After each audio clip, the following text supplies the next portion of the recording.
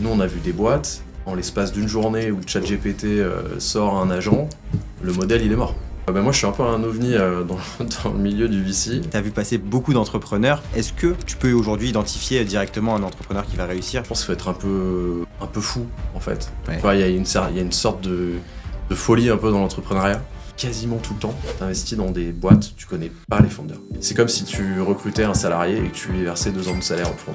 On voit beaucoup de startups qui lèvent, qui en fait crament tout et puis finissent par se casser la gueule. A contrario, peut-être que le profil un peu plus bon père de famille, le start-upper pourrait s'en inspirer. T'as eu une espèce de bulle Covid, t'as eu des multiples qui ont explosé en 2021, 2022, avec les financements qui se sont un peu durcis, tous les fonds qui sont un peu assis sur le coffre. Faut quand même pas oublier, si tu montes une boîte, c'est pour qu'à terme, ce soit rentable et qu'elle permette de te faire vivre, quoi. Là, en ce moment, il est quand même en train de se passer un truc de dingue, c'est l'IA, tu vois. Ouais. Le CTO, il me disait, là, en fait, il arrête de recruter parce qu'il a développé ses modèles d'agents et en plus, il me dit, je manage pas, ça travaille à toute heure, ça se plaint pas. Pas de maladie. Ouais, il n'y a pas de maladie, voilà.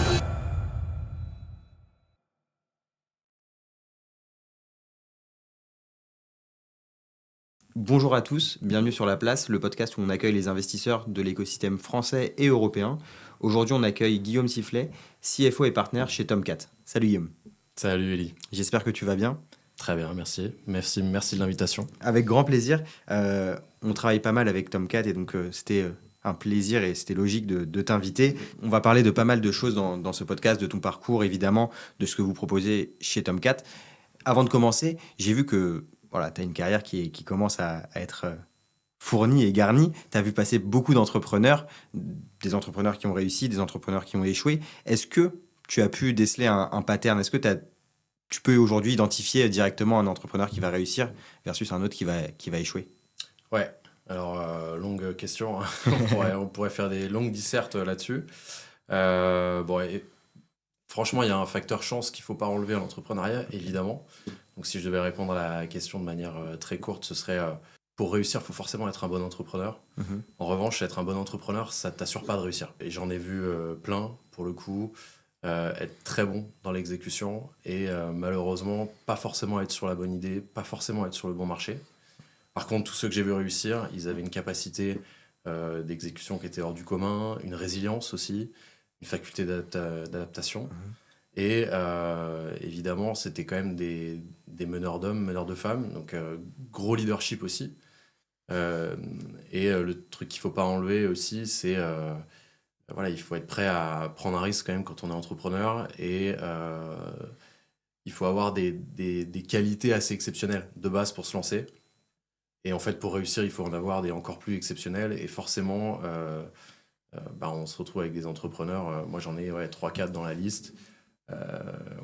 Ils avaient tous des profils différents, tu vois.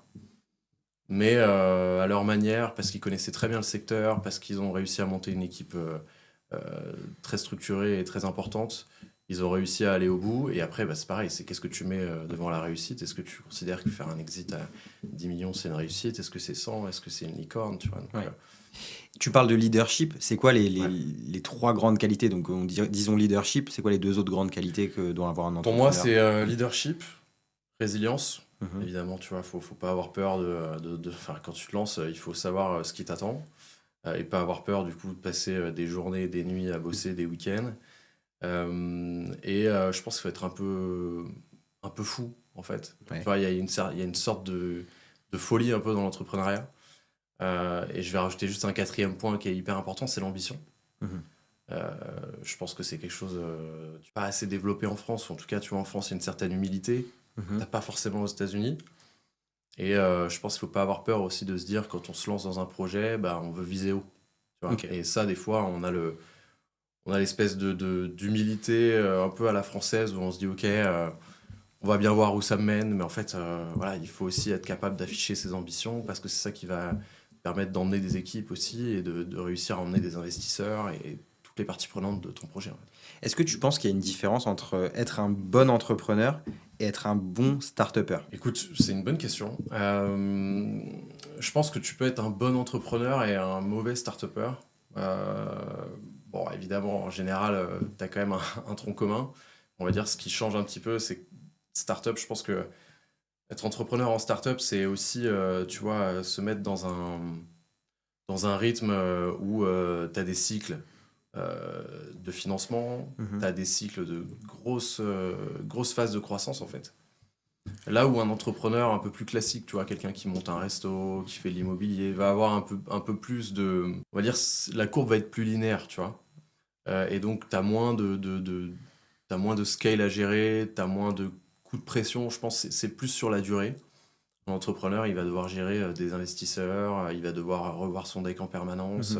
Voilà, il y a vraiment un cycle de financement qui est corrélé au fait d'être start-upper, entre guillemets. Même si, on en parlera peut-être un peu après, pas forcément besoin de lever des fonds à chaque fois pour réussir à amener ton projet au bout. Pour continuer sur cette différence entre entrepreneur, on va dire classique et start-upper, est-ce que tu penses aussi qu'il y a des codes qui peuvent être différents entre l'entrepreneur, par exemple, sur un business classique et voilà, dans la restauration ou quoi, et celui qui est start-upper, il y a des codes qui sont vraiment différents. Ouais, c'est clair. Euh, Bah, tu vois, déjà, quand tu fais de l'innovation, c'est clair que tu as un côté un petit peu... toi, t'es piqué tous les matins à l'innovation, à l'IA, à tout ce qui se passe. Donc, en fait, tu as un espèce de contexte, une bulle, tu vois, qui se crée autour de ton projet et qui, en fait, va faire aussi que t'as des concurrents qui peuvent arriver un peu à tout moment. T'as des barrières à l'entrée qui, en fait, euh, tu penses qu'elles existent quand tu lances ton truc et, en fait, du jour au lendemain, elles n'existent plus. Bon, donc t'as une certaine incertitude, tu vois, au milieu de l'entrepreneuriat startup, que t'as beaucoup moins dans des formats classiques parce que voilà, tu sais que faire un métier de restaurateur, tu sais à quoi t'attendre. Ouais. Tu vois. Je pense que le gros différentiel, c'est ça. C'est qu'en fait, quand tu lances une startup, tu sais que ça va être dur. Quand tu entreprends, tu sais que ça va être dur. Sauf que il y a peut-être plus de capacité à anticiper ce qui va se passer dans un cadre classique plutôt qu'un cadre startup. Ouais, et peut-être même imaginer en fait les cas qui peuvent arriver, alors qu'en vrai, comme tu dis, on ne sait pas du Ouais, tout de quoi l'avenir est fait. c'est clair. Ouais. A contrario, peut-être que le profil un peu plus bon père de famille disons, du restaurateur, pour rester sur cet exemple, en termes de gestion, peut-être que le start-upper pourrait s'en inspirer, parce qu'on voit beaucoup de start-up qui quand même lèvent, grandissent, et puis en fait crament tout, et puis finissent par se casser la gueule. Ouais, bah complètement. En fait, aujourd'hui, c'est quand même un truc qui revient un petit peu, tu vois, avec les financements qui sont un peu durcis, tous les fonds qui sont un peu assis sur le coffre, tu vois, tu te retrouves à devoir faire des plans B où tu dois être rentable pour survivre parce qu'en fait, la levée que tu veux faire, eh ben, tu vas pas réussir à la faire. Donc, tu as ce truc qui arrive de plus en plus souvent quand même, faut se le dire. Ouais. Même si, oui, c'est sûr que je pense en tant qu'entrepreneur, il faut quand même pas oublier que si tu montes une boîte, c'est pour qu'à terme, ce soit rentable, que ça paye des salaires, que ça paye des dividendes et que tu finisses par vendre la boîte ou en tout cas qu'elle permette de te faire vivre, quoi. Tu vois. J'aime beaucoup ce que tu as dit, donc les investisseurs qui sont assis sur le coffre, enfin, comment on en est arrivé là? Je sais que c'est une très très grande Ah, c'est question, pareil, là, on peut y aller pour 4 heures. Là. mais si tu devais retenir voilà, deux, trois éléments. Ouais, bah écoute, il y a plusieurs choses. La première, c'est que tu as eu une espèce de bulle Covid qui s'est créée, tu vois, et tu as eu des multiples qui ont explosé en 2021, 2022.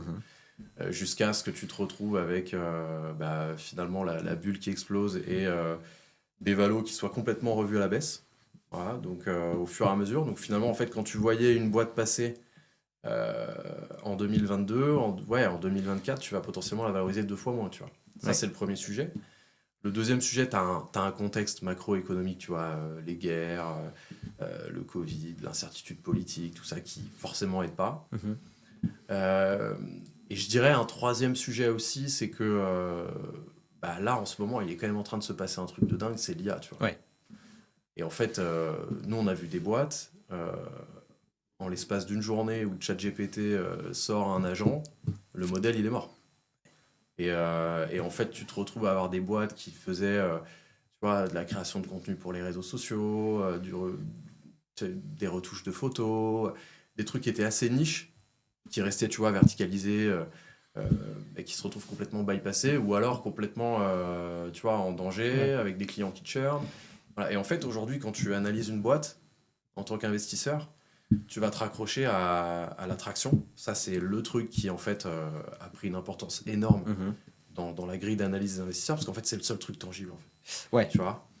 Et l'autre sujet qui vient de plus en plus, c'est en fait, c'est quoi tes barrières à l'entrée? Parce qu'aujourd'hui, C'est il se ça. passe tellement de trucs. Mais justement, par rapport à ça, et je trouve que c'est hyper intéressant ces exemples que tu donnes sur OpenAI qui sort un nouveau modèle. Et donc, Bah ouais. mais donc, du coup, on fait quoi? On attend, on arrête d'innover, on attend qu'OpenAI le Non, fasse non, à notre non. place? Non, non, non, on a des boîtes, tu vois, qui. Alors en ce moment, la mode, c'est Claude, tu vois. C'est Ouais, plus c'est vrai Claude que qu'il y a eu OpenAI, un. tu vois. Ouais. Surtout pour les devs. Et en fait, tu vois, je parlais pas plus tard qu'il y a 3 semaines avec une boîte de notre portefeuille. Et le CTO, il me disait, bah là, en fait, alors c'est pas forcément une bonne chose hein, pour l'économie, mais bon, il arrête de recruter.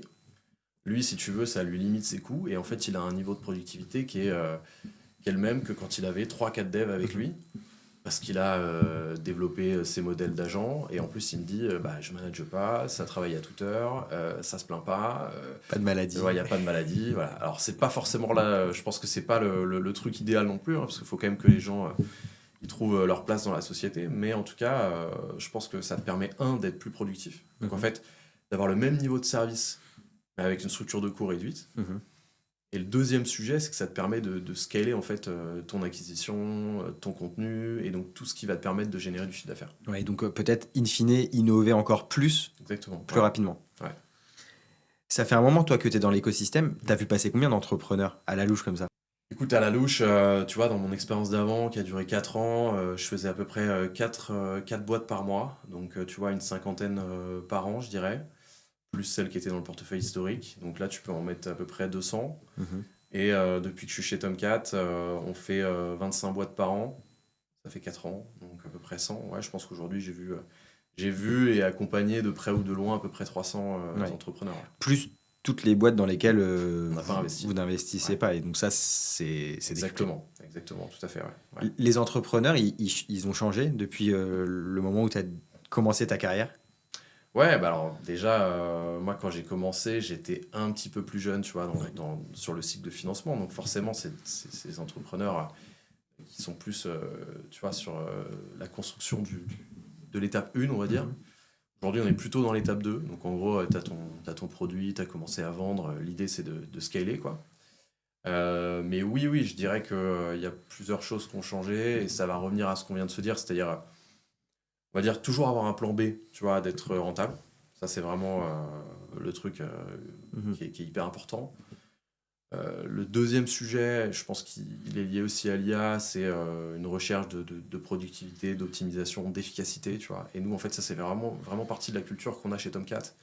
Donc, en fait, on leur bourre aussi un peu le crâne avec ça. Donc, c'est peut-être aussi nous qui avons changé, et moi, tu vois, qui ai changé aussi dans ma façon d'accompagner les boîtes. Et je pense aussi qu'on arrive à identifier des entrepreneurs peut-être avec un niveau d'ambition supérieur. Il y a quand même une flopée de licornes, tu vois, sur les dernières années. Je pense que ça a insufflé un rythme. Aujourd'hui, il y a des grosses licornes, Mistral, Amilabs, etc., qui se montent dans l'IA en France. Donc, je pense que ça amène un rythme qu'on avait peut-être un peu moins avant. On va revenir sur pas mal de choses Ouais. dont tu as parlé au cours de cet épisode, mais donc on peut commencer peut-être par ton parcours. Pour ceux qui nous écoutent et qui ne te connaissent pas, est-ce que tu peux te présenter voilà, en quelques mots, donc qui tu es, d'où tu viens, quelles études tu as faites, etc. Écoute, moi je suis un peu un ovni dans le milieu du VC. Je pense que la plupart des gens que tu as eu interviewé t'ont dit j'ai fait prépa grande école. Classique. Voilà. Moi en fait j'ai eu mon bac à 16 ans. Et en fait, je pense qu'à 16 ans, tu vois, j'étais pas prêt à me lancer dans une prépa. Ah ouais, Je me c'est suis dit, sûr. bon, tu vois. Mais je voulais quand même faire des chiffres. Donc j'ai fait un DCG, diplôme de compta gestion. C'est le cycle de licence pour être expert comptable. Et en fait, à 19 ans, j'ai ma licence. Je me dis, bon, j'ai quand même envie de voir un peu du pays. Et là, je me prends une année sabbatique. Donc je pars un an en Australie, tout ça, la Ok. grande mode du Working Holiday Visa. C'était en quelle année ça? Parce que C'était en 2013. ok. Ouais. Donc il y a plus de 10 ans. Ouais. Je ne veux pas te faire un coup de vieux, hein, c'est pas mon objectif, mais c'est ouf parce que tu étais un peu en avance, parce qu'aujourd'hui tout le monde fait ça, partir en Australie Ouais. plus de 10 ans plus tard. Écoute, en vrai, c'était déjà la mode à l'époque. Ouais, Mais oui. C'est vrai que aussi je l'ai fait assez jeune, tôt. Ouais, je c'est l'ai fait ouf. assez tôt. Ok. Et en fait, je suis revenu, si tu veux, et je me suis dit, faut que je fasse faut que je garde quand même un côté business, mais plutôt dans un domaine qui me fait voyager. Donc j'ai fait une école d'hôtellerie, donc une école de commerce, mais adaptée à l'hôtellerie, qui s'appelle Vatel. Et donc là, si tu veux, j'ai fait une année de ce qu'ils appellent prépa, mais en fait, si tu veux, l'année de prépa, c'est juste pour d'apprendre les métiers de l'hôtellerie. Mhm. Donc, tu vois, j'étais à Bordeaux, je me suis retrouvé à faire du service, du room service, de la Ah ouais. cuisine, machin. Et puis, en fait, le reste du temps, j'étais en cours. Et puis là, c'était une école de commerce classique. Et ensuite, j'ai fait mes 2 ans, Master 1, Master 2 à Vatel. J'ai fait notamment 6 mois tu vois, de stage en Chine, à Pékin, 6 mois à La Réunion. Donc Mais c'était toujours assez, orienté hôtellerie. toujours orienté hôtellerie. Ouais. En Chine, j'étais Ok. tu vois, manager de resto et j'apprenais tu vois, aux serveurs locaux tu vois, les rudiments de l'hôtellerie quoi, et du service Ok. à la française, on va dire. Et ensuite, à La Réunion, j'étais dans un resort et là, j'étais sur la partie finance, donc tout ce qui était contrôle de gestion et tout ça. Ok. Et en fait, à la fin de mon parcours, je me suis dit qu'il me manquait quand même ce petit truc, investissement, tout ça. Et il y a un prof à l'époque qui m'avait mis un peu le pied à l'étrier, qui avait commencé à parler d'invest et ça m'avait quand même bien attiré. Et là, en fait, je me suis dit, donc j'étais à Bordeaux à cette époque, il faut que je trouve une alternance où je n'avais pas les moyens tu vois, de me payer l'école. Et donc, je suis allé à un forum de l'alternance. Je suis tombé sur deux personnes qui m'ont fait confiance, qui bossaient pour le fonds Arkea Capital, donc qui est la Ok. branche capital investissement de la banque Arkea. Mhm. Et donc, j'ai fait une année d'alternance avec eux en private equity à Bordeaux. Ok. Donc, c'est eux qui m'ont mis le pied à l'étrier. Vraiment rien à voir, quoi. Rien à voir. Et en fait, après, je me suis dit à la fin de ce cycle-là, donc finalement, j'ai fait 7 ans d'études, tu vois, Ouais. donc ça a été assez long. Je me suis retrouvé à me dire que j'allais faire de l'investissement en hôtellerie. Donc je suis arrivé à Paris en me disant, je vais essayer de coupler les deux, tu vois, j'ai fait mon mémoire de fin d'études là-dessus. Et il y a eu des pistes qui n'ont pas forcément été au bout. Et en parallèle, je suis tombé sur un truc dans les startups. J'ai postulé, j'ai fini par être pris, et donc là, je me retrouve au début de mon cycle, qui est juste, qui est celui d'avant Top 4, qui a duré 4 ans, Ça, c'est chez chez WeLike, ouais, WeLike. tout à fait. Tu peux nous parler un petit peu de WeLike? Bien sûr, ouais, ouais. Donc WeLike, en fait, c'est une société, si tu veux, qui amenait du deal flow à une asso de business angel. C'est la première asso de business angel qui s'est montée en France. C'était, tu vois, au milieu des années 90. Et en fait, nous, notre métier, donc on avait monté une plateforme en propre et on allait récupérer des tonnes de dossiers. Et ensuite, tous les mois, on allait présenter aux business angels, donc qui étaient 300 dans l'asso. Donc c'est des gens qui payent une cotise pour investir. Tu vois, à l'image d'un blast que tu pourrais avoir aujourd'hui. Nous, c'était associatif. Et en fait, on leur amenait 4 dossiers par mois. Il y avait un roadshow, donc les entrepreneurs pitchaient. Ensuite, on en éliminait en général un ou deux parce qu'on voyait qu'il n'y avait pas assez d'intention. Et ensuite, on allait closer 2, 3 boîtes. Tu vois. Ok. Voilà. Et en fait, moi, mon job, c'était de former un petit peu les entrepreneurs à ce qui les attendait, donc c'est-à-dire le roadshow. Donc pas mal de coaching, tu vois, Ouais. sur le deck, tout ça. Et ensuite, j'animais des réunions avec les investisseurs où en fait, après le roadshow, on se retrouvait dans une salle et là, il y avait une vingtaine de BA qui posaient les questions et moi, je faisais, si tu veux, les notes d'investissement. Une fois que c'était fait, je les mettais sur notre plateforme et ensuite, c'était un petit peu à l'image d'un lever, tu vois. J'appelais les gens de mon réseau, tiens, ce dossier pourrait t'intéresser parce que ça fait ci, ça fait ça. Je me retrouvais en quelque sorte à vendre les dossiers et une fois que ça s'était fait, je me retrouvais à les closer. Donc là, en fait, si tu veux, c'est une expérience qui est. C'est un peu l'artisanat de l'investissement en startup, tu vois. Mais je me suis retrouvé jour 1 en face d'avocats à faire des closings. Et en fait, c'est là aussi où j'ai beaucoup appris sur tous les sujets de pacte d'actionnaires, de closing, etc. Comment tu fais pour te former justement sur ces sujets-là qui sont quand même hyper techniques? Ouais. Et bah écoute, alors 2 choses. La première, c'est qu'il y avait déjà des personnes, et notamment, je pense à une personne qui m'a beaucoup formé sur ce sujet-là, qui était directeur d'investissement à l'époque, là où moi j'étais arrivé en tant que chargé d'investissement. Donc il m'a un petit peu donné les tips quoi, pour réussir à boucler des deals. Et ensuite, on avait aussi un template de pack d'actionnaires. Donc si tu veux, nous on l'envoyait, puis après on voyait ce qui revenait côté avocat, et ensuite on allait défendre le deal pour les investisseurs. Et donc c'est là, en fait, c'est à base de discussions interminables avec les avocats sur différentes clauses que j'ai appris toutes les subtilités qu'il pouvait y avoir clause après clause et que finalement je me suis formé. Ouais. Et puis j'imagine que apprendre les codes de ce Ouais. monde de la startup quand on ne vient pas de ce monde-là, ça a dû être un choc aussi. Au même titre que dans l'hôtellerie, il doit y avoir des codes. Ouais, complètement. Bah écoute, tu sais, au départ, je suis arrivé, j'avais les yeux, des étoiles dans les yeux, quoi. Je me souviens, mon premier roadshow, t'avais une femme qui faisait des assiettes avec le fond de l'assiette qui était chauffant, donc quand tu le mettais au four, ça restait chaud. Donc moi qui avais fait de l'hôtellerie, en plus j'étais là, c'était génial. Il y en avait une autre qui faisait un truc tout simple, tu vois, de restauration, euh, de livraison dans Ouais. Paris. T'avais de la biotech aussi, donc des sujets très... euh, bah, qui font beaucoup de sens, tu vois.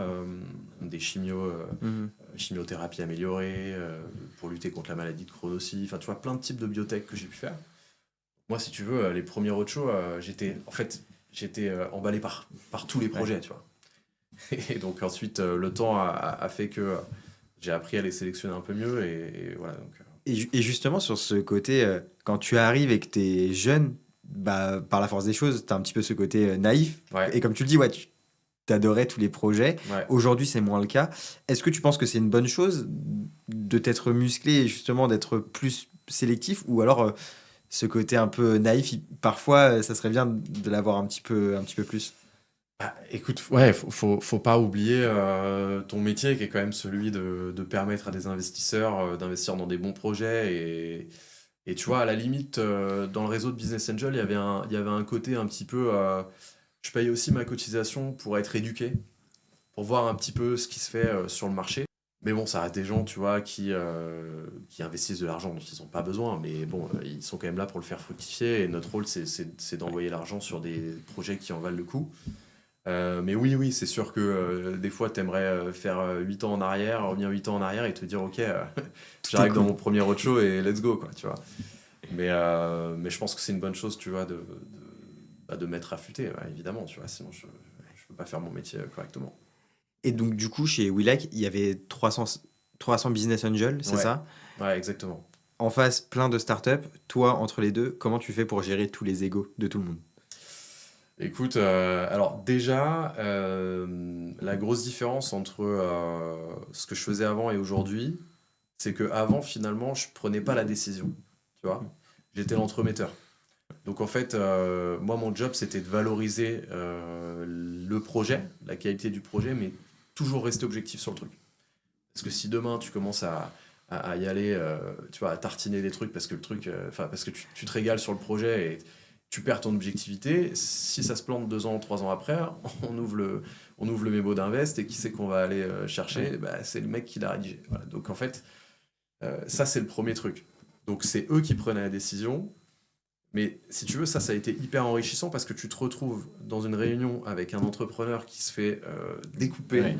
par une vingtaine d'investisseurs. Et en fait, tu as différents profils d'investisseurs. Tu as le profil entrepreneur, tu vas avoir le profil financier, tu vas avoir le profil énarque, tu vas avoir le Ouais. profil ingénieur. Donc en fait, les formats de questions, les attentes sont complètement différentes. Et là, par contre, ce qui est très formateur, c'est que tu apprends à jongler en fait avec tous les profils.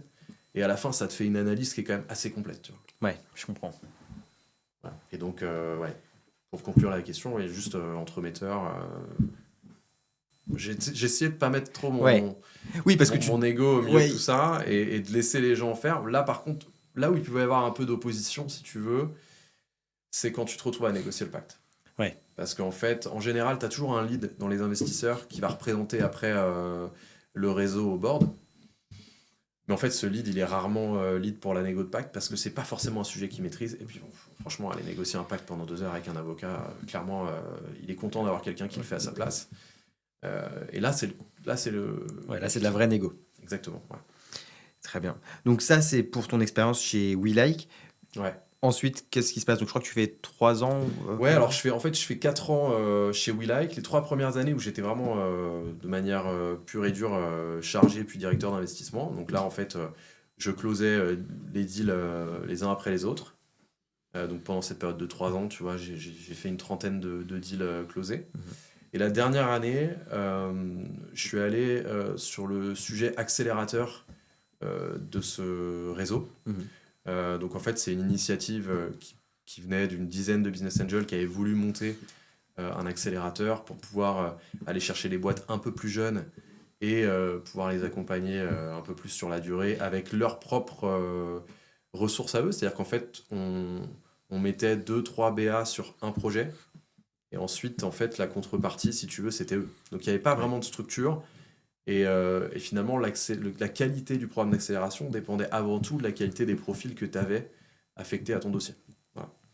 Et donc ça, c'était un accélérateur où tu amènes des boîtes dans l'accélérateur et puis ensuite tu investis. Exactement. Donc là, j'avais un rôle de sourcing que j'avais pas forcément au départ pendant les 3 premières années. Un rôle d'accompagnant. Donc là, je devais faire matcher des mentors avec des projets.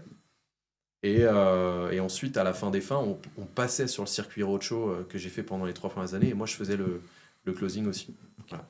Et en fait, juste pour développer cette initiative, pour la petite anecdote, en fait, le réseau We Like, moi, je suis arrivé à l'exit de Voodoo. En fait, tu vois, on dit toujours que des fois, il faut un peu de chance pour démarrer. Bah oui, ils ont eu un sacré morceau de chance. En fait, ils ont accompagné Voodoo sur les 4 premiers tours de table. Ah oui. Donc, il y a une licorne aujourd'hui. Donc, autant te dire que les BA, quand je suis arrivé, ils étaient assez contents. Riches.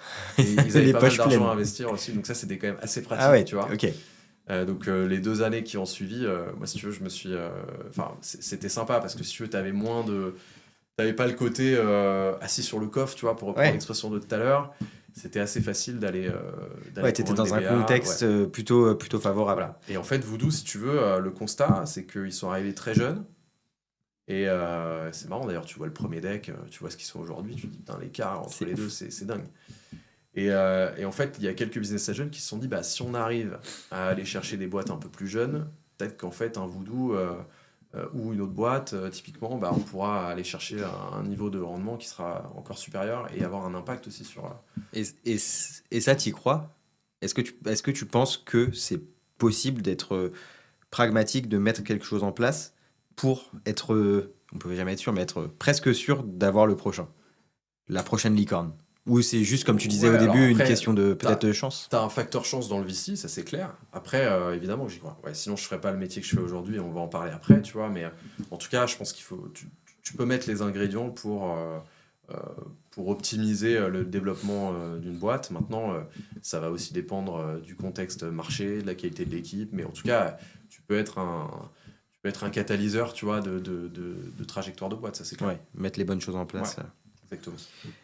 Juste pour conclure sur cette expérience, avant de passer à la partie Tomcat, donc tu as vu une trentaine de levées de fonds, peut-être même un peu plus, et si on compte tous les entrepreneurs qui ont échoué en passant chez We Like, d'un point de vue levée de fonds, c'était quoi les grosses erreurs que tu as vues du côté levée de fonds? Alors, tu veux dire... Les erreurs qui n'ont pas permis aux entrepreneurs de réussir à lever des fonds auprès des business angels avec qui tu travailles. Écoute, bon, déjà, quand tu n'arrives pas à lever des fonds, la plupart du temps, c'est que le projet n'est pas suffisamment mature, tu vois, c'est plus intrinsèque au projet qu'une erreur tu vois, d'exécution de roadshow en tant que tel. Okay. Donc, c'est soit le projet est pas assez mature, soit il n'y a pas de chiffres, enfin, il n'y a pas assez de traction, il n'y a pas assez de vélocité. Ouais, donc c'est le projet, c'est pas le roadshow, c'est le projet. Ouais, en général, c'est ça. Il y a trop de concurrence. Voilà. Après, ça arrive qu'il y ait des échecs pendant le roadshow. Et quand il y a des échecs pendant le roadshow, ça peut être à la fin. Genre, le pack d'actionnaires, ils découvrent le concept, en fait, et ils se disent, putain, mais ils veulent me voler ma boîte, tu vois. Là, mais non, en fait, ce qu'on est en train de te faire là, c'est un truc que tout le monde fait. Quand tu fais un deal, tout le monde signe un pack d'actionnaires, et c'est la norme. Mais en fait, ils étaient tellement loin du sujet que du coup, ça fait capoter le deal. Ça m'est arrivé, ça m'est arrivé 2-3 fois. Après, il y a un autre sujet, c'est en fait, tu te retrouves à complètement foirer ta réunion avec les investisseurs. Et le problème de la réunion avec les investisseurs, c'est que tu as un effet un peu moutonnier, tu vois. Donc en fait, si tu as, à la fin, tu avais un débrief. Donc si tu as l'investisseur qui parle un peu plus fort que les autres, qui n'a pas eu la réponse à la question qu'il voulait et qui en fait emmène tout le monde dans la négativité, c'est fini. Ouais. C'est fini. Donc ça, en fait, je dirais que c'est les 2 trucs, tu vois, qui peuvent planter un dossier hors le projet en tant que tel. Comment tu découvres Tomcat ensuite? Écoute, process classique. Franchement, welcome to the jungle. J'étais en recherche active. Enfin, tu vois, on va dire plutôt veille active. Donc j'étais un peu sur le qui-vive, tu vois, je regardais ce qui sortait. Franchement, il n'y avait pas grand-chose au moment où... Et bon, tu vois, dans la vie, il faut de la chance. Tout ce que je t'ai dit tout à l'heure, j'ai eu de la chance à chaque fois. Donc évidemment, il faut savoir la provoquer, tu vois. Je pense que j'ai réussi à faire une espèce de boucle et de revenir sur le VC. Mais voilà. Et donc en fait, la chance que j'ai eue à ce moment-là, c'est qu'il y a une offre qui sort sur un accélérateur slash fonds d'invest, Tomcat, et qui cherche un profil associate, donc équivalent chargé d'investissement, quoi, avec une grosse composante sur la partie accompagnement, levée de fonds, en plus du simple fait de faire du closing, tu vois. Donc ça, c'est vraiment le truc, je me suis dit, le job il est fait pour moi. Je suis arrivé chez Tomcat, j'ai passé l'entretien classique, quoi, et à chaque fois que je rencontrais un profil, ça matchait. Ouais. Tu vois, j'ai rencontré Sarah, Jérémy, Patrice, Ellie. Je me suis dit, j'ai trop envie de bosser avec eux, quoi. Ok. Et voilà, c'est fait comme ça. Et le truc qui m'a plu aussi, c'est qu'en fait, je sortais d'une expérience où il y a le constat dont je t'ai parlé tout à l'heure, tu vois, un accélérateur avec un peu un accompagnement à géométrie variable qui va dépendre de qui t'as en fait comme mentor. Là, pour le coup, tu avais une vraie structure. C'est-à-dire que t'as 5 partenaires à temps plein qui vont délivrer le même programme sur une thèse d'investissement connue. Voilà. Et donc, en fait, à partir du moment où tu poses un cadre et que tu exécutes systématiquement dans ce cadre-là, tu mets pas l'entrepreneur dans une espèce de zone un peu de doute où le type il va se demander en fait est-ce que celui d'à côté qui a eu un super accompagnement il a eu de la chance ou est-ce que tout le monde va avoir un super accompagnement, tu vois. Okay. Et moi quand je suis arrivé je me suis dit pour moi c'était l'étape du dessus en termes de mindset, d'évolution, voilà. Et ça s'est confirmé après, ça fait 4 ans que je suis là-bas donc tu vois. C'est que ça se passe bien. C'est que ça se passe bien, ouais, c'est ça. Est-ce que tu peux nous pitcher en quelques mots du coup Tomcat, parce que donc il y a la partie accélérateur, il y a la partie investissement. Est-ce que tu peux nous résumer un petit peu tout ça? Ouais, bah alors Tomcat déjà c'est une initiative qui a été montée par les entrepreneurs. Donc c'est les entrepreneurs, tu vois, début des années 2000, Patrice qui monte une startup qui s'appelle ProWebCE, qui est une startup qui digitalisait les comités d'entreprise, donc logiciel de gestion, tu vois, comité d'entreprise, qui après s'est transformé en marketplace. Donc ça permettait aux salariés, tu vois, d'aller utiliser leurs avantages en ligne. C'était un peu le début de la digitalisation des chèques cinéma, tout ça.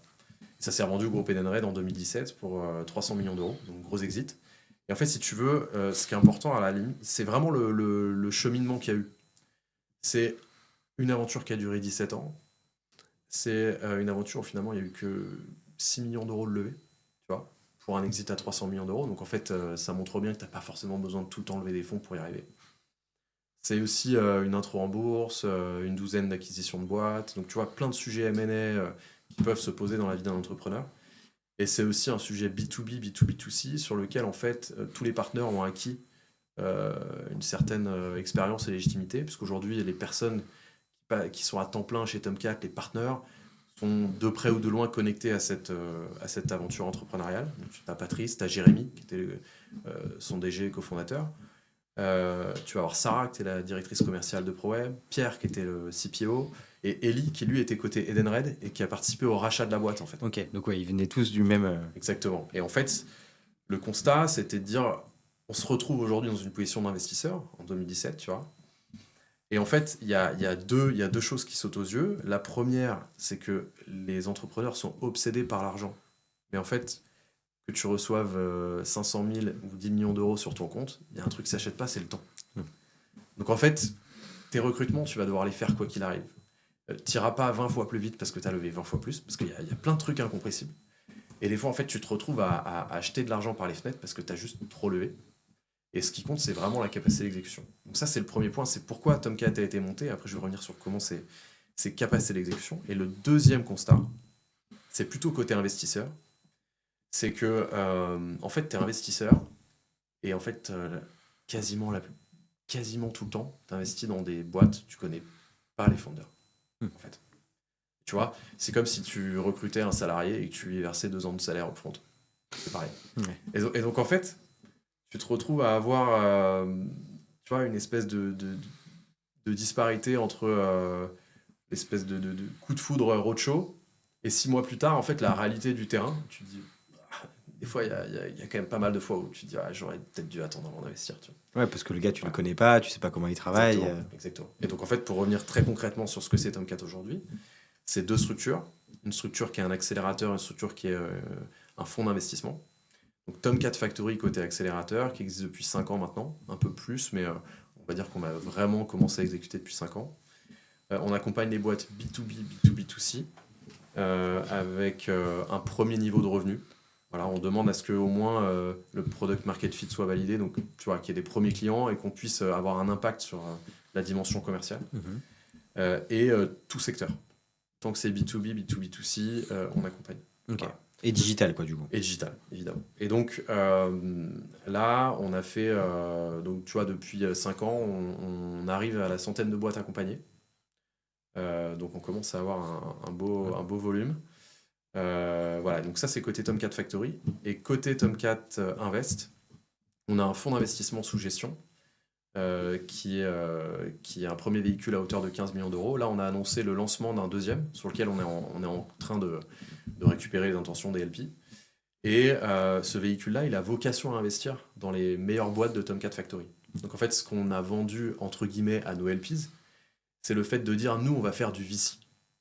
Parce que en fait, le VC, ça reste un truc assez génial, c'est innovant, et quand ça marche, bah, tu gagnes beaucoup d'argent. Et par contre, on va le faire différemment. On va aller dérisquer un petit peu notre investissement avec notre capacité à identifier les meilleures équipes au sein de Tomcat Factory parce qu'on a bossé en fait pendant 6 mois avec ces équipes. Et donc, vous investissez uniquement sur les boîtes qui sont passées par Tomcat Factory. Exactement. On a fait, évidemment, on a quelques exceptions à la marge, mais ouais, complètement.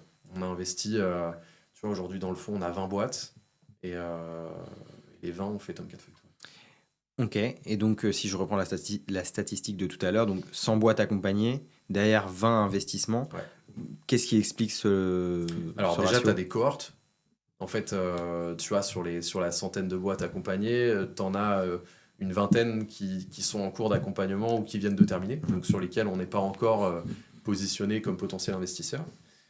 Ensuite, tu as un autre point, c'est qu'en fait, tu vas te retrouver avec les premières boîtes, les toutes premières, si tu veux, notre thèse était un petit peu différente au départ, qui n'avaient pas forcément besoin de financement ou où le fonds n'existait pas. Ça, c'est quand même un vrai sujet, tu vois. C'est-à-dire qu'en fait, quand je suis arrivé, le fonds se lançait.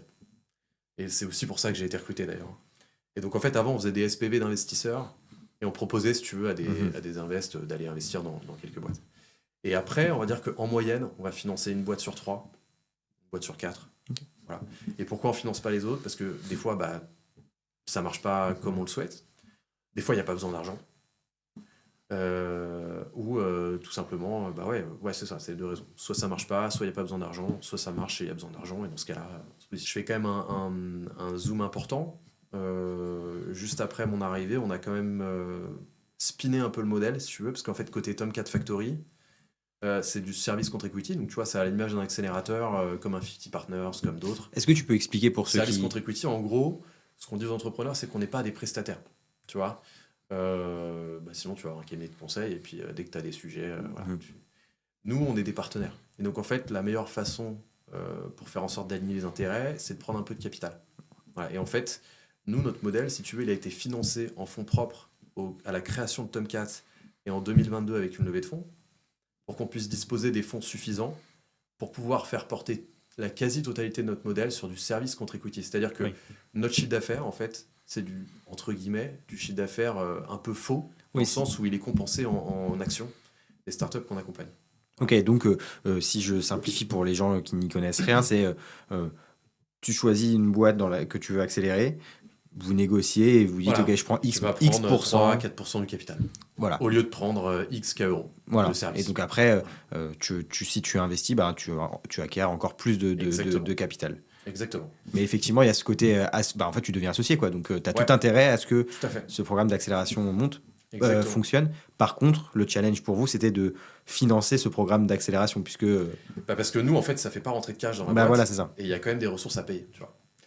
Et donc ça, c'était le premier modèle. Et puis, on leur disait, si t'es vraiment bon, tu vas être financé en temps 2, soit avec un SPV à l'époque, soit avec le fonds, tu vois. Et ce qui s'est passé ensuite, c'est qu'on a toujours ce modèle existant où on fait du pur service contre equity quand on rentre dans Tomcat Factory. Mais on a aussi un deuxième modèle qu'on a plugué qui s'appelle Apollo. Et là, aujourd'hui, on a été les premiers à le faire, ça. En fait, quand tu rentres dans Tomcat Factory et que tu es déjà un petit peu mature, on va aller te chercher un premier niveau de financement avec une communauté de business angels. Et en fait, là, donc pour le coup, on propose à des BA d'investir dans nos batchs. Et donc, en fait, on a complètement changé notre manière d'opérer. Avant, c'était au fil de l'eau. Et depuis milieu d'année 2023, on fait des promotions de boîtes. Un peu à l'image d'un YC, tu vois, aux États-Unis. Et donc, typiquement, Apollo 1, on a lancé ça au deuxième semestre 2023, 10 boîtes. Et comment on va financer ça? On va monter un SPV au-dessus et on va aller proposer à des investisseurs, avec un seul ticket d'investissement, d'investir dans 10 boîtes. Ah, d'accord. Voilà. Et ça, pour le coup, c'était du jamais vu. Donc, ça a été un peu technique à monter. Tu vois, le concept d'avoir un. Normalement, soit tu fais du deal by deal, Ouais. soit tu diversifies avec un fonds. Mais en général, tu n'investis pas dans un portefeuille avec un seul ticket. En tout cas, fiscalement, c'est. Donc les BA, ils investissent dans le SPV et le SPV, ensuite, Exactement. il investit dans. Donc, en fait, si tu es BA et que tu mets 50 000 euros dans un SPV, virtuellement, si tu as 10 boîtes, c'est comme si tu avais 5 000 balles par boîte. Ok, hyper intéressant. Ouais. C'est vrai enfin, j'en avais pas entendu parler, donc félicitations. Et puis ça, donc là, du coup, ça fait écho avec ton passé chez WeLike, donc d'aller Exactement, pitcher avec ouais. des BA, etc. Tout à fait. Et donc, ça a vachement dynamisé notre process de sélection parce qu'en fait, on a été capable d'amener une brique de financement à l'entrée du programme qu'on n'avait pas avant. Et pour les boîtes qui étaient en recherche active de fonds, c'est un élément différenciant. Et pour les investisseurs qui sont en recherche active de diversification et tout ça, c'est aussi un élément différenciant. Et en fait, ça a complètement changé notre ADN et notre façon de fonctionner en interne. Puisqu'en fait, le vrai sujet dans la sélection des batchs, c'est que pour lancer le financement d'un batch, tu es obligé d'avoir tout sélectionné. Mhm. Donc, c'est-à-dire que si tu dis oui à une première boîte et que tu lui dis tu vas être financé, pour qu'elle soit financée, il faut que les 10 boîtes soient sélectionnées et que la campagne soit lancée et que la campagne soit terminée. Et donc, ça veut dire que tu te lances dans un cycle qui est assez long. Ouais. Et ça veut dire que toi, en interne, tu es obligé d'aller très vite pour sélectionner. Et en fait, on a monté une équipe de scouts. Tu vois, aujourd'hui, dans mon équipe d'analystes et scouts, il y a 6 personnes, en plus de moi. Et aujourd'hui, on voit 40 à 50 boîtes par semaine. Ouais, ce qui est énorme. Ouais. Franchement, je pense qu'aujourd'hui, on ratisse sur le B2B, B2B2C, on ratisse 80-90% des boîtes qui sortent en France. Uniquement en France, vous investissez? Enfin, votre programme d'accélération et l'investissement, c'est uniquement en France pour le moment. Alors, on a fait une boîte belge, francophone, tu vois. Je me demande même si on n'a pas fait une autre à l'étranger. Mais oui, pour l'instant, oui. Mais après, on ne s'interdit pas de faire des boîtes dans d'autres pays. Fiscalement, en fait, ce qu'on propose aux investisseurs, c'est éligible à l'échelle européenne. Oui. Tu vois, donc, Ton rôle, toi, donc c'est CFO et partner. C'est pas deux rôles qu'on voit cohabiter généralement. Ouais. Bah, en fait, partner, c'est plus pour le fait de dire je suis associé, quoi. Enfin, tu vois, voilà. Mais après, moi, mon rôle, on va dire, il est très orienté finance, CFO. En fait, j'en ai pas parlé, mais le programme d'accompagnement qu'on a avec les boîtes, il est en 5 verticales. Tu vois, quand elles arrivent, elles se demandent forcément sur quoi elles vont être accompagnées. Premièrement, la verticale commerciale. Ça, c'est avec Sarah, qui était directrice commerciale chez ProWeb. Ensuite, tu as la dimension marketing avec Ellie. Tu as la dimension humaine, donc tout ce qui est leadership, recrutement, intéressement, tu vois, scaler une boîte sur l'aspect humain, ça va être avec Patrice. Tout l'aspect tech, product, avec Pierre et aussi des mentors qu'on a dans notre réseau. Et ensuite, tout le sujet equity story, finance, c'est avec Jérém et moi. Et après, on a évidemment d'autres choses. On a du networking, plein d'advisors. Aujourd'hui, on a 50 investisseurs à notre capital. Tu vois, donc c'est des gens qui sont dans des corpos et tout ça. Et donc, mon rôle, c'est d'accompagner les boîtes pendant le programme d'accompagnement sur 3 dimensions en général, sur la partie finance. La première, c'est faire en sorte de les faire passer un palier sur le suivi financier. Tu vois. Donc, mettre des choses en place, voilà, des outils, etc. bien s'outiller, bien paramétrer, voilà. Deuxième sujet, c'est bien prévoir l'avenir. Et donc, modélisation financière, BP, et avec le sujet cash notamment, tu vois, être sûr que tu as du runway et prévoir un peu le coût si ça ne se passe pas comme prévu. Et le troisième sujet, c'est toute la dimension equity story. Donc là, ça va être, je repars en levée de fonds, j'ai un projet M&A, à qui je m'adresse, qui est-ce que je vais voir, pourquoi faire, combien je demande, etc. Et dans Equity Story, je mets aussi tous les sujets de relations investisseurs. Donc, tu vois, les sujets de reporting, etc. Et quand tu fais ça, et quand tu dis que tu accompagnes, c'est quoi, t'es professeur? T'es consultant? Moi, ce que j'adore dans mon job, c'est déjà, tu mets le nez dans plein de dossiers différents. Et en fait, le piège dans lequel il ne faut pas tomber, c'est que le simple fait de t'approprier un sujet, déjà, ça prend du temps. Donc moi, ce qui me fait gagner du temps, si tu veux, c'est que en plus de cette casquette accompagnement, j'ai, on va dire, 3 autres thématiques dans mon job. La première, c'est CFO de Tomcat en tant que tel. Oui. C'est moi qui fais les BP de Tomcat, les chiffres, tu vois, la compta, etc. Donc ça me permet déjà de m'être outillé moi pour bien conseiller. Le deuxième sujet, c'est que j'interviens dans le process de sélection. Donc en fait, tu as un process de sélection où les analystes rencontrent, je disais tout à l'heure, 40 à 50 boîtes par semaine. Et après, dès que ça passe le cut des analystes, environ 10% des boîtes, tu as à peu près, tu vois, à l'année, on va voir aller 1500 boîtes, 2000 boîtes.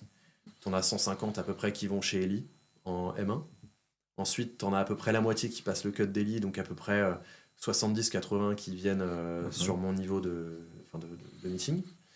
Et moi, après ça enchaîne avec Jérémy et Patrice, et on finit, on va dire, avec une trentaine de boîtes, 25-30 boîtes sur lesquelles on est prêt à y aller. Et ça, ce process de sélection, c'est uniquement pour rentrer dans l'accélérateur. Mais qui est in fine vachement lié complètement à l'investissement. Ouais. C'est quoi les différences de critères de sélection justement entre ce que les analystes regardent, entre ce que toi tu vas regarder, entre ce que Eli peut regarder, entre ce que Jérémy peut regarder? Justement, on a chacun notre casquette. En fait, analyse, c'est 30 minutes de call. Donc tu enregistres le meeting. Note HubSpot, donc on a un CRM sur lequel on balance tout. Note très structurée sur équipe, produit, marché, modèle économique, equity story et structure financière de la boîte, quoi. Voilà, donc, en gros, c'est à peu près tout le temps le même schéma. En général, l'analyste, il sait s'il fait go, no go. S'il fait go, nous, Eli notamment, valide le passage pour son M1. Ensuite, Eli, lui, va passer en amont de son meeting 1 à 2 heures à regarder le deck des entrepreneurs, et il arrive avec une liste de questions. Donc ça, c'est un truc très, très, très rare. Il n'utilise pas ChatGPT ou Claude? Si, bien sûr qu'aujourd'hui, on essaye d'optimiser les process, mais je te garantis qu'Eli, il fait ça encore, on va dire à l'ancienne. Mais c'est hyper efficace parce que déjà, je pense que quand tu es entrepreneur, que tes journées, tu es le nez dans le guidon, et que tu as une personne en face de toi qui a pris le temps de regarder ton deck pendant 1 heure, et qui arrive et qui te dit attends, tu vas pas me présenter ton deck en fait parce que je l'ai déjà lu. Par contre, moi, ce qui m'intéresse, c'est ce que tu as mis à la slide 4, à la slide 10 et à la slide 15. Ça fait la diff. Et en fait, si tu veux, ça fait vachement la diff. Ça, c'est petit aparté. Hein. Exactement. Mais amis analystes et plus qui nous regardent, qui nous écoutaient, prenez le temps de lire parfois les decks parce que... non, mais c'est clair. Et donc ensuite, Eli passe 1 heure à 1 heure et demie à vraiment découper le modèle, comprendre un peu on va dire toute l'équation du projet, tu vois, que ce soit sur un angle équipe, market, pricing, tout ça. Équilibre économique, ça c'est un truc qu'il regarde beaucoup. Voilà, ensuite, en moyenne, un projet sur 2 passe à moi. Moi, je suis vraiment finance. Donc en fait, en amont de mon meeting, je te demande les fichiers d'écriture comptable, ton BP, tes DSN, je mets ça dans un logiciel que j'utilise. Ah oui. J'ai mon analyse comptable, et en fait, ça me permet aussi de vérifier que les chiffres qui ont été annoncés sont les chiffres que tu fais réellement. Ah oui, donc... voilà. Ah oui. Donc moi, j'arrive en meeting, en général, quand on m'a bien envoyé les infos, je sais à peu près tout ce qui se passe dans la boîte sur un plan financier. Okay. Je sais combien les rien de cacher. Voilà, je sais combien les entrepreneurs se payent, je sais s'ils font du chiffre, je sais s'ils perdent beaucoup d'argent ou pas, je sais s'ils ont de la dette, je sais... Voilà. Ok. Et donc ça a beaucoup de valeur parce qu'en fait, quand je me retrouve quelques mois après à démarrer l'accompagnement, j'ai déjà mes notes. Et en fait, on me met directement le nez dedans. Okay. Et après, je termine juste avec le process. Jérémy et Eli, Jérémy et Patrice, eux, ils sont sur un angle très entrepreneurial. Jérémy avec, on va dire, un focus ambition, stratégie, qui lie pas mal avec l'equity story. Donc en fait, quelle boîte tu veux faire et comment tu vas y arriver. Et il va chercher les entrepreneurs là-dessus.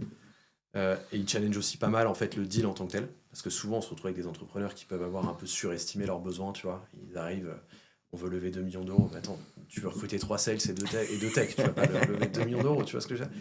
Et après, Patrice, lui, il est plutôt sur un angle dimension entrepreneuriale, tu vois, genre leadership, quel est le niveau d'ambition des personnes que j'ai, et en fait il fait des entretiens Rien à voir avec les entretiens classiques. Il va te demander si tu as fait des jobs étudiants, si tu as fait du sport de haut niveau, si tu as été aux États-Unis.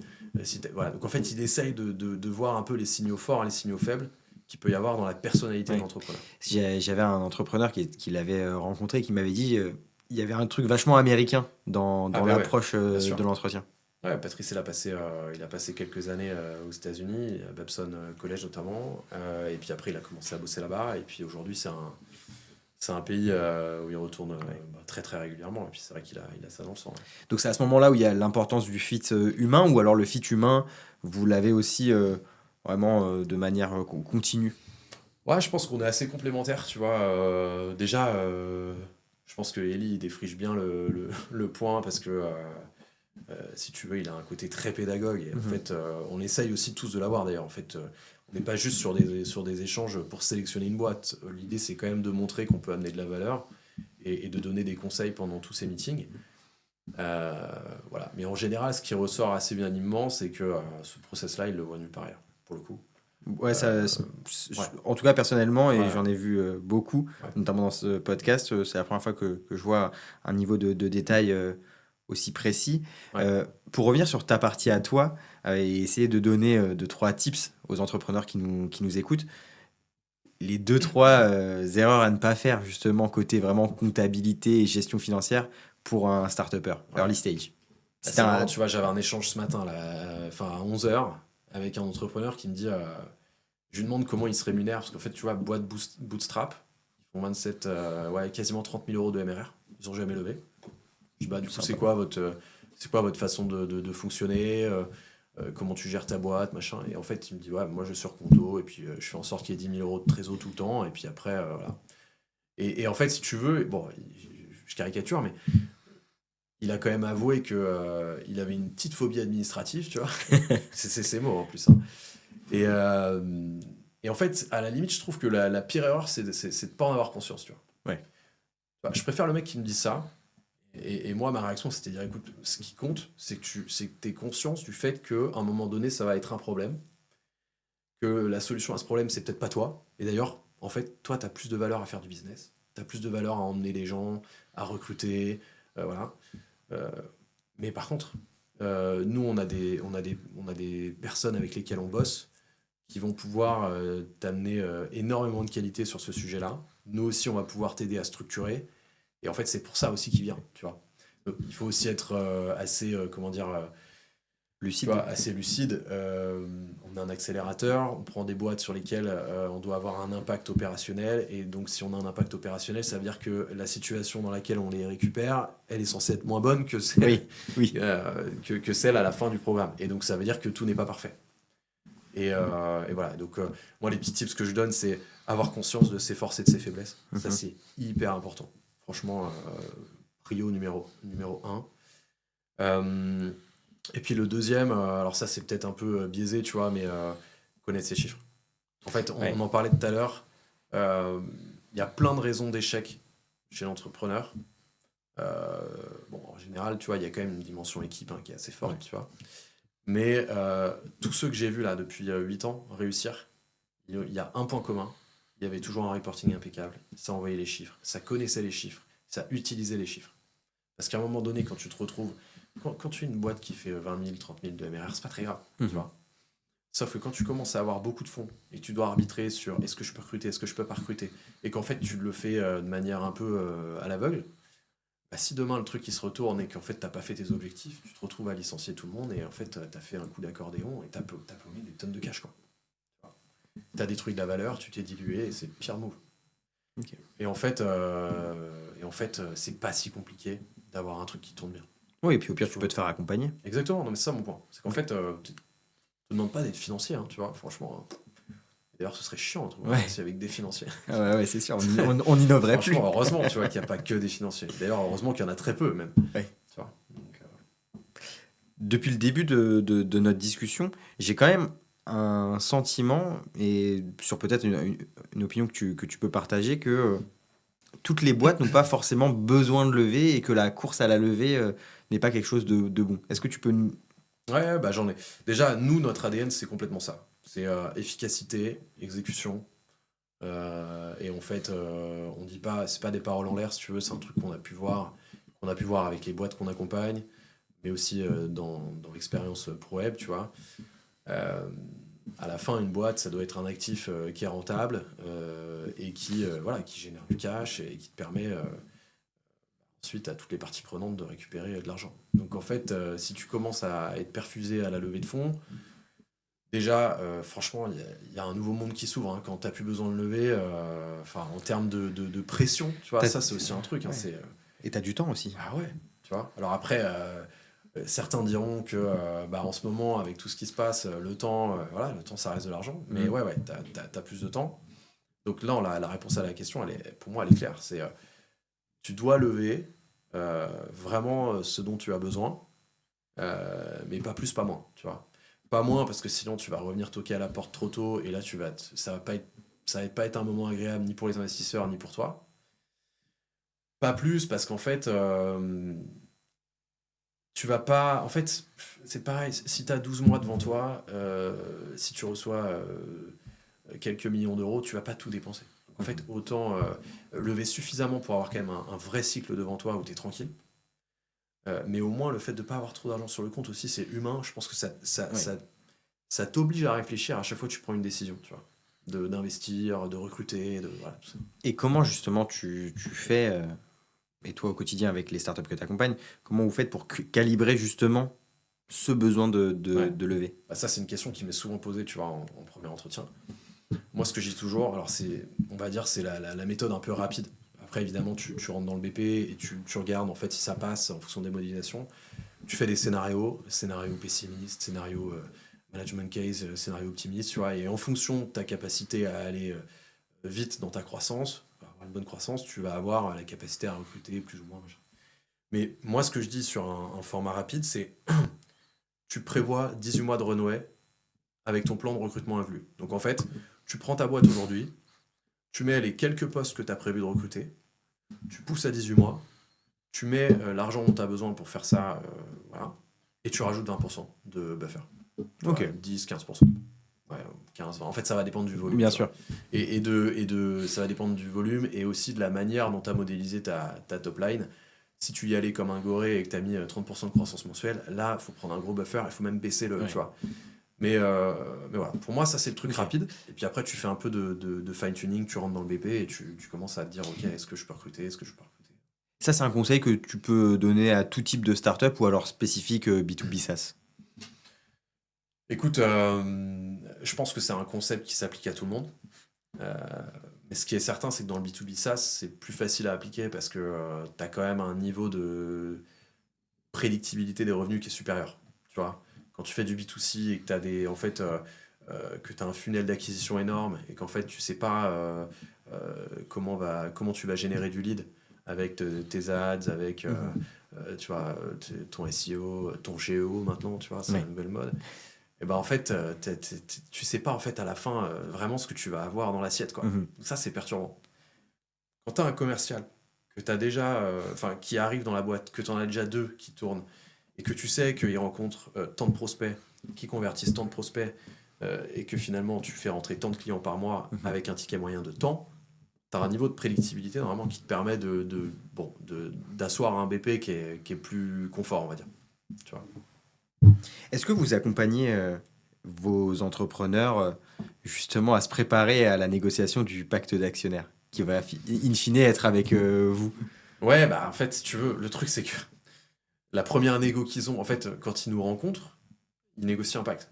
Oui, puisque vous. Okay. Après, effectivement, tu peux avoir le scénario où en fait on se retourne en quelque sorte et puis du coup on devient un petit peu les premiers investisseurs qui vont voir les fonds de série A, machin. Mais oui, bien sûr qu'on les forme, bien sûr. Et déjà, en fait, quand tu négocies un pacte, tu es obligé de faire de la pédagogie. Si tu vas brut de décoffrage, en fait, tu vas rien obtenir. Tu vas créer de la frustration. Et même si la personne signe, en fait, je trouve que ça lance pas, le rapport sous les meilleurs auspices. Tu vois. Enfin, faut quand même être sur un rapport de confiance. Il faut tout se dire. Et donc, quand tu signes un pacte et que la personne a des questions sur les clauses, tu fais l'effort de lui expliquer pourquoi elles existent. Ça, c'est important. Tu as vu passer énormément de boîtes. Et chez Tomcat, vous en voyez aussi beaucoup. Comment tu vois évoluer l'écosystème français et le monde de la startup française dans les prochaines années? Écoute, je pense qu'il y a. C'est c'est- c'est un peu deux mondes qui se mélangent en ce moment, je trouve. Parce que tu as eu un phénomène un peu de retour, on va dire, à des principes fondamentaux de l'entrepreneuriat, bon père de famille, parce qu'il y a eu le passage à vide post-Covid, tu vois. Et là, en fait, on a des dossiers IA qui viennent un peu contredire ça, tu vois. Parce qu'en fait, tu as une espèce de hype qui se crée des fois sur des dossiers qui concentrent vachement de capitaux. Et ça, c'est vrai d'ailleurs en seed série A, mais aussi sur les gros deals. Enfin, tu vois, quand un Amilabs qui va lever à une valo de 3 milliards et demi, tu te dis, putain, c'est ouf. Tu vois. Le mec avait juste un deck. Mais par contre, le sujet est hyper sexy, et puis l'équipe, elle est dingue, tu vois. Et en fait, du coup, le sentiment que j'ai, c'est qu'il y a peut-être moins de deals qu'avant, en termes de volume.